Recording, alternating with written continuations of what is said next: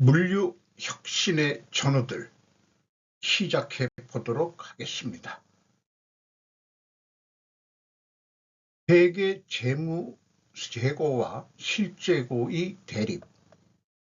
나의 현재 콘텐츠는 스루풋 회계에 의한 손익분석이다. 핵심 관심사는 가공비 배부 재고 자산의 회전율 향상이다. 그리고 생존이 추가적인 주제이다. 조직을 나온 지 20년, 자진선언 은퇴 후 10년이란 시간이 흘렀다. 현재는 과거의 산물이며 미래는 계획 실현이라고 믿는다. 회계 세무재고와 실재고의 대립. 결제권 대리로 진급하는데 10년이 걸렸다. 나는 독수상고 출신으로 대절자도 결제권인 대리가 되는데 6년이 걸렸으므로 그다지 늦었다고는 생각하지 않았다. 대리 진급 당시 정치로 비유하면 양당 연정 속의 공동 판매부서에서 일을 하고 있었다. 나는 그 누구도 두 주인을 섬길 수 없다고 진급 심사 서류에 썼다. 소속은 CH 정당이었기에 제2의 정당에는 충성하지 못하겠다는 뜻이었다. 바로 진급과 동시에 남쪽 바닷가 공장으로 발령을 받았다. 당시 조직 명칭은 일본식 업무과였다. 원료가 아닌 제품 수불과 부산물 현물 관리가 주 업무였다. 공장은 거의 100% 원료를 수입을 했다.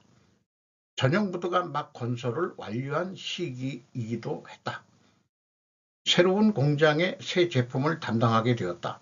그리고 원료일을 담당했던 직원 하나만을 달랑 배정받았다.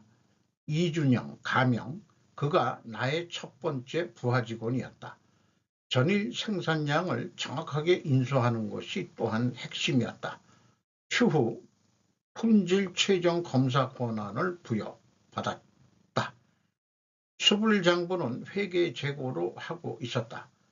나는 출하 담당 여직원을 바로 교육시켜 실제 재고 수불을 하게 했다.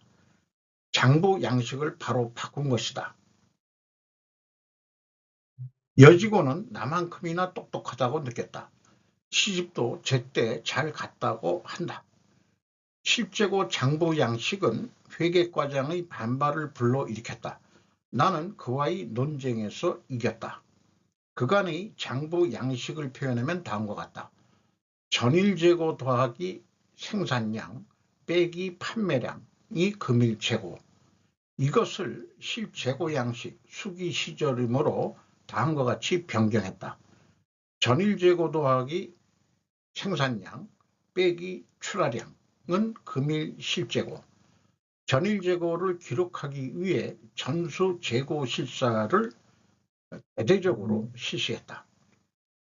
회계 재무재고는 월말에 한 번만 하므로 나는 선출고량과 미출고량을 월말에 회계에 통보해 줌으로써 회계과가 세무재고 수불장부를 하게 설득했다. 이것이 이중장부를 하지 않고 전산화의 기초가 되었다. 누구도 알아주지도 않았던 실재고 수불장부, 제대로 하지도 못하고 있었지만을 공식화했다. 입고전표, 출고전표 양식변경과 출하관리 담당 직원에게 위임. 제가 그 새로 만든 장부 양식은 기초재고에서 이거를 일일 관리하는 거니까 전일재고에서 당일 생산량, 당일 출고량, 그리고 이 당일 재고, 여기에다가 세무재고를 위해서 미출하량을 더해줍니다. 그리고 선출고량은 빼줍니다. 이것이 세무재고가 되겠습니다. 먹지를 대고 작성하던 전표를 비싼 명칭은 기억이 안 납니다. 양식으로 현지 발주를 했다. 사무 효율성을 높이기 위해서였다. 제품 스티커도 포함해서 현지 발주를 했습니다. 그 결과는 감사실 감사를 받았는데 규정 위반인 것이다. 현지 발주가 문제가 아니라 뭔 양식이란 게 있어서, 양식 규정이란 게 있어서 본사 승인 없이 임의로 변경했다는 것이었다. 건별 과부장 결제를 담당 직원이 도장을 찍어 출하하게 했다. 나는 일개표만 하루 한 번만 수기로 결제했다. 제품 담당은 일개로 장부 수불 출하 담당 여직원은 거래처별 카드만을 맡기게 해 이를 간소화했다. 그 위임 전결 근거는 넘버링 시스템이다. 출고 지시 건수와 출고 전표의 남바가 일치하면 되는 것이다. 건수도 그렇고요. 이렇게 하면서 그때도 전임자들은 뭘 했는지 잘 모르겠더라고요. 페이크 재처리 기술이 기업 노하우, 관리 시간 여력이 생긴 후의 개선 분야, 조직 명칭이 변경되어 업무부 산하 원력과 제품과 자재과로 그 후로는 최근에는 그 물류팀이라고 통칭해서 부르고 있습니다. 이 세 개 과가 다 통합을 해가지고 물류팀 하나에서 담당별로 일하게 되는 거로 전산화 등으로 인해서 그 규모는 늘어났어도 직원들은 크게 증가한 거 없이 일을 지금도 하고 있는 것으로 최근까지 확인이 됐습니다. 제품과 부하 직원 중 제품 담당이 사무직이라면 부산물 담당은 거의 현장 노가다라고 할 수 있습니다. 원료의 50%가 부산물 케이크로 나온다. 이 부산물을 수불할 가치가 없다. 과거부터 이 부산물을 공장 본드에 쌓아두는 게 일이다. 그 적재 용량이 다하면 선진국에서는 더 이상 공장을 돌리지 못하게 된다. 케이크는 철분을 함유하고 있다. 문제는 산 pH기가 있다는 것이다. 엔지니어들은 그 케이크를 건식로에 태워 친환경 슬록으로 만들어내는데 성공했다. 도로 포장재나 시멘트 원료도 가능해졌다. 나의 여력 시간은 그 케이크 쪽에 관심을 가지고 현장에서 많이 돌아다닐 시간이 생겼다. 케이크를 현물 관리하는 데는 중장비 기사들의 작업 노하우들이 배어 있었다. 중장비 관리는 중기부 일이었다. 정비사도 별도로 있었다.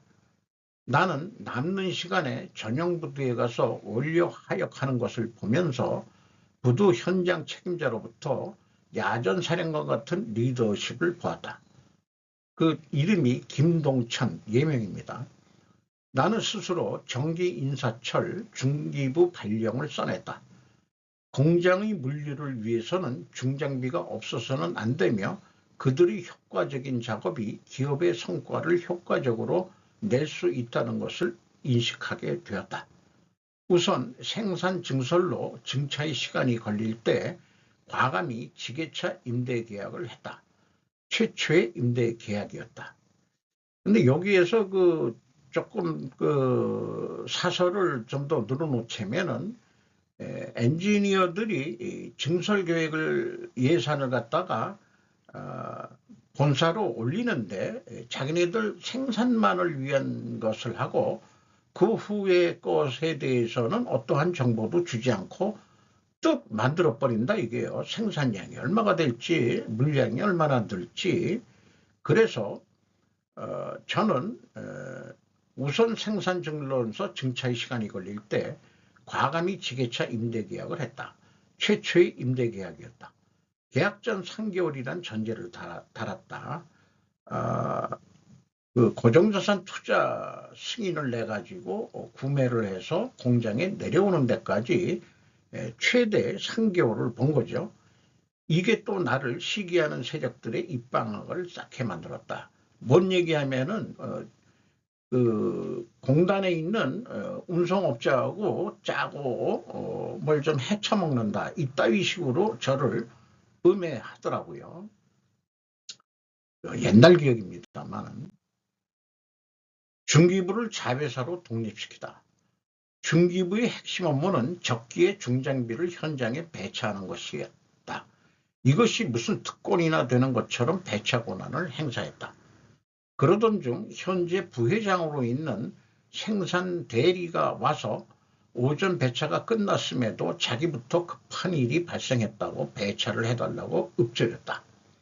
나는 중기부의 존재 가치에 대해서 회의감이 들기 시작했다. 지금 와서 생각해도 내가 과장 때 그 친구가 대리였으니까 현장에 와가지고 사정을 하면서 자기 급한 불을 꺼야 된다고 딴 데 배차되어 있어 나가 있는 것을 돌려달라.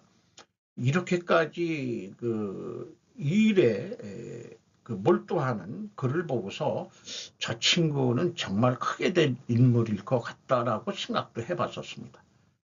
어쨌든 이미 수기로 하던 배차 신청과 배차란 관료적인 절차를 이제 조금 활성화된 모뎀 통신 컴퓨터로 배차 의뢰를 받고 오전 배차는 전날 접수분으로 하고 당일 오후 배차 변경은 오전까지로 생산부서들에게 기준을 알리며 공정한 전산 배차제를 실시했다.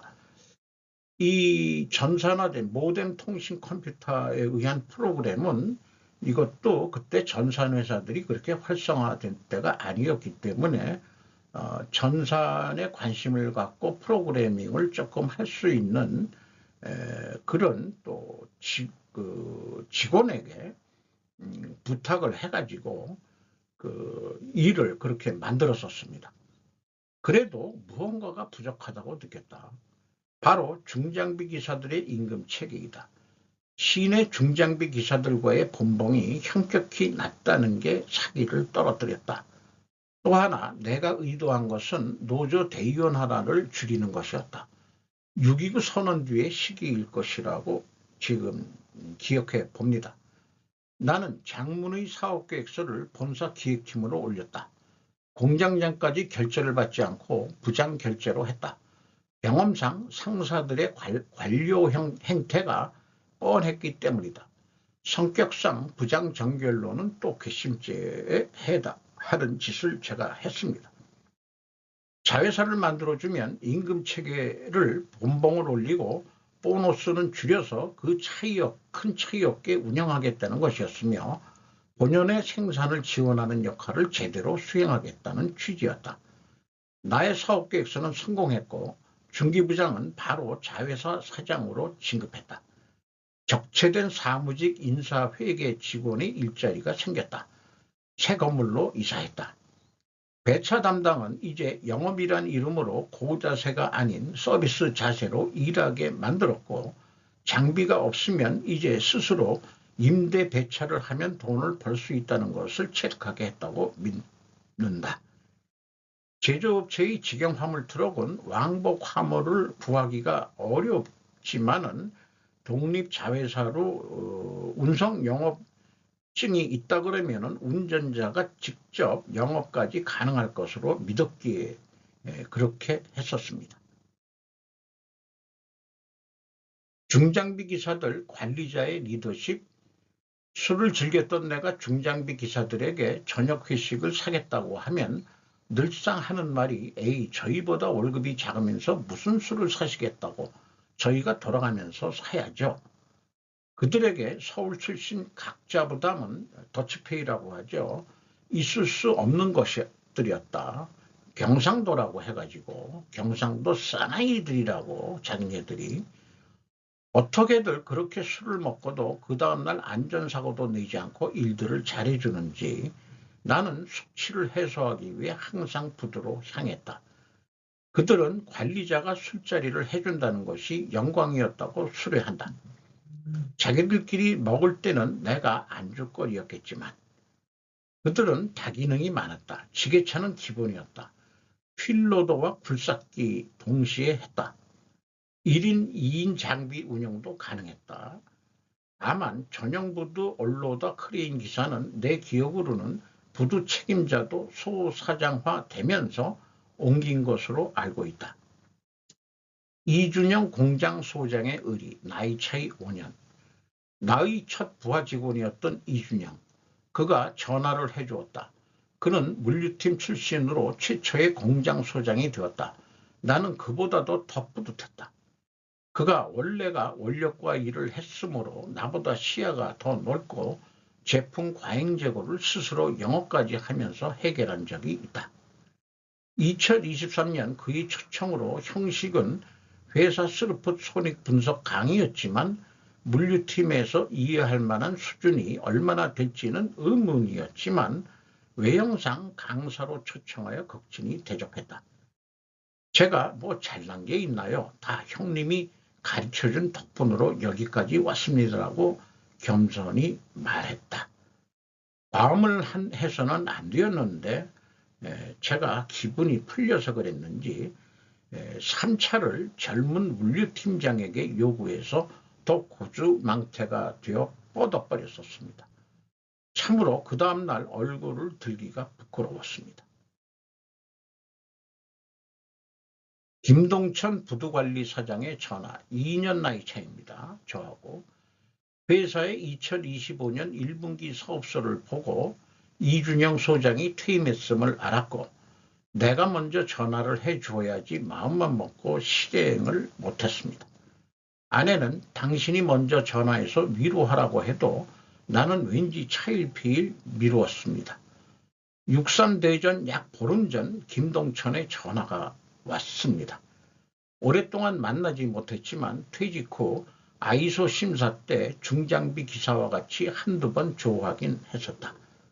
물론 이준영 소장이 물류팀장 할 때도 HD중공업의 경영교육으로 내려왔던 분과의 저녁 식사 대접을 부탁했었다. 그는 흔쾌히 응낙했던 이준영이다.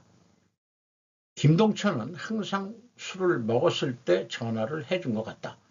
이번에 그도 나를 초청했다. 과거의 인물들은 흘러갔고 유독 자기 혼자 남았다고 하면서 초청했다. 결국 이준영의 전화, 자신의 퇴임을 알리는 성격이긴 해도 내가 먼저 전화해주지 못한 미안함을 알렸다. 퇴임을 하니 이제 스트레스도 적고 마음 편하다고 한다. 다 똑같이 자식들 분가시키고 부부들이 울산에서 살고 있다고 한다. 화재는 설거지도 나왔다.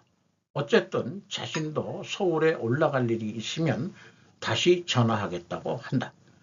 나는 김동천 사장이 전화했었음을 알리고 올해가 가기 전에 내려가서 삼총사가 오래간만에 회포를 풀자고 했다.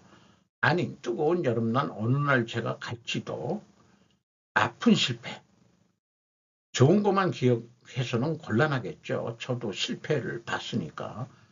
황산수송 운전사 채용에 김동천의 친동생 입사를 추천받았으나 지경이 아닌 섭하지 않은 금액으로 용역 계약을 했다. 왜 그때는 그런 생각을 했냐면은 입사 서류가 들어오고 또 그다음에 이제 채용 심사가 있고 뭐 월급도 뭐 이런 거 저런 거 하니까 그거 말고 내가 최근에 임대차 계약을 했는데 섭하지 않게 예를 들어서 중장비 기사들이 한 월 400으로 계약을 한다면은 한 300으로 계약을 합시다. 이것은 그냥 편하게 운송만 하는 거니까 300이었는지 350이었는지 그게 기억이 안 납니다만은 자관 1년 연봉을 12달로 그냥 나눠버린 거예요. 보너스 그런 거 없이 월 계약을 해서 월대 계약으로 하는 거죠.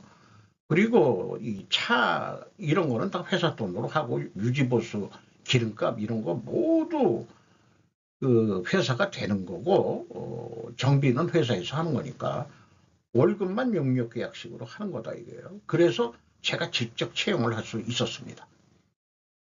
결과는 무리한 그다음에 이제 잊어버렸는데 결과는 무리한 운송 일정으로 과로 졸음으로 추정되는 고속달화로 그가 안타깝게도 사망했다는 소리 했습니다. 개인적으로 저는 그때 본사에 있었는데 하루 휴가를 내어 문상을 갔습니다. 전 노조위원장이 자회사 제가 기획해서 만든 물류 자회사, 장비 자회사 영업과장으로 좋은 자리를 차지하고 있었고 나는 다툼을 했습니다. 이준영이 말렸습니다. 그 확인된 것은 증차와 함께 1일 운송 1일 휴식으로 변경되었다고 얘기를 들었습니다. 제품과 12인의 사도를 두다. 지난 얘기지만은 딱 제 밑에 12명의 직원이 있더라고요. 그래서 그때는 제가 그 신앙심이다 이런 거를 떠놓더라도 당신네들이 12사도 같이 그렇게 좀 사명감을 가지고 일을 해줬으면 좋겠다. 나도 열심히 해보겠다. 이렇게 얘기를 한 적이 있는 거로 기억이 납니다. 업무적으로 이준영과 김동청과 일한 시기는 4년에 불과하다. 만 4년. 그 4년이란 시간에 맺어진 인연을 잊지 않고 전화해주는 두 사람에게 나는 그들의 의리에 고마울 뿐이다.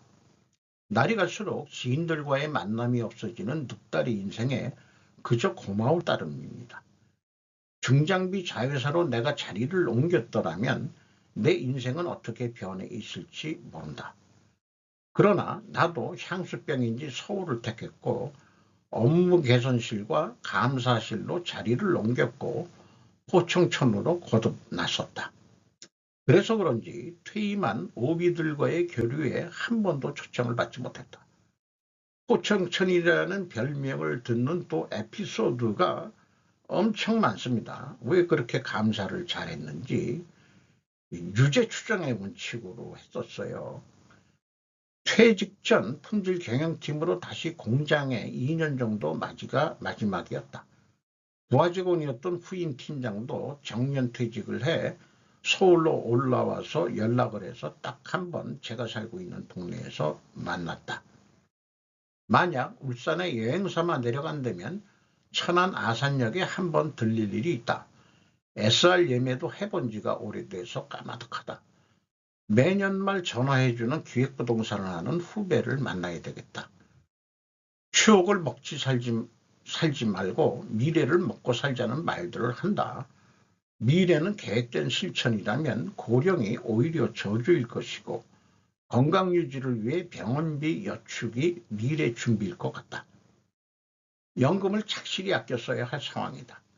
여태까지가 내가 기억하고 있는 요약된 추억이라면 올해 안에 삼총사가 울산에서 모인다면 두 사람의 추억을 열심히 들어야 되겠다. 말은 그렇게 했지만 저도 술 한잔 들어가면 제 얘기하기 바쁜 수준인데 진짜 결심을 해가지고 두 사람의 인생 여정을 제가 좀 열심히 들어가지고 글로 남길 수 있는 그런 시간을 한번 갖고 싶은 그런 이렇게 희망 그런 생각을 해보게 됩니다. 기업도 상권 분립이 되어야 한다. 물류 생산이 주로 출세를 하는데 생산과 영업이 물류도 상권 분립에 그만한 상대적 크기로 인정을 받아야 된다고 제가 그 공장에 내려가서 만든 논리를 지금까지 저는 쓰고 있습니다. 상권 분립에서 세 개가 겹치는 곳이 자정장치. 자정장치는 세 개가 상대적 크기가 비슷해야 가능하다. 기업이 자정장치가 무너지면 분식회계로 흘러갈 것이다. 재무회계가 제2인자로 권력 행사를 할 것이다. 정치도 아마 인간끼리 모여서 하는 조직의 일이므로 제 논리가 거의 맞아떨어질 것입니다. 그리고 저희 삼총사를 얘기했을 때 제가 미안하지만 보수라고 지칭해 준다면은 행동대장이 있고 책사, 참모가 있어야 마피아 조직도 돌아갈 수 있습니다. 정치윤리는 정의, 저스티스가 있어야 한다면 조직에서의 잣대는 무엇일까? 그것은 조직을 나와서도 은퇴를 했어도 의리, 피델리티라고 찾아봤습니다.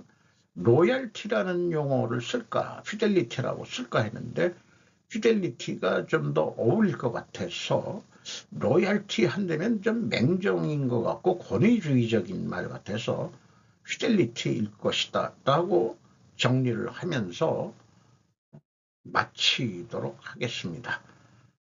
이런 그 수필식 에세이를 또 작성해서 이렇게 기록에 남기고 싶은 일이 생기길 바랍니다. 이런 것들이 조금이라도 어떤 분들이 도와주신다면은 또 참고가 된다고 그러면 기업 경영을 하는 데 있어서도 크게 제가 실패한 인생이라고는 생각을 안 하기 때문에 참고가 되었으면 하는 바람도 있고요. 또한 이것은 저에게 잊지 않고 전화해준 두 분의 의리를 기록으로 남기고 싶은 그런 마음도 있기 때문에 이렇게 녹화로 좀 남겨놓고 싶습니다. 이상 마치도록 하겠습니다. 구독, 좋아요 부탁드리겠습니다.